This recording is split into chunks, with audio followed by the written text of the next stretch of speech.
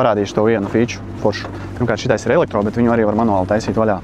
Un kas man patīk šiem modeļiem, kā piemēram, tu esi atbraucis kaut kur pazvejot vai vienkārši atpūsties, tu vari tos beņķus pārmest otrādi. Tu esi zem nojumīts, var sēdēt galdiņu, nolikt un reāli uztaisīt pikniku. Forši, vai ne ideja?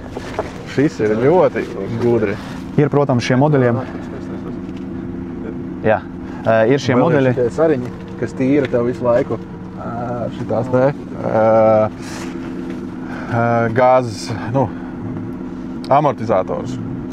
Ir vēl šiem modeļiem. Mēs tagad esam vienīgi pārdevuši šajā nedēļā Eiropas versiju, kas ir ar dīzeļu motoru, šis ir ar benzīna motoru. Un viņam bija vēl viņiem komplektācijā nāk elektrobeņķi. Jā. Kad tev principā nav jālieto viņus manuāli, ja? Kad tu nospied pogu un viņi tev paši salokās pozīcijā, kādu tev vajag. Tur ir vairāki varianti.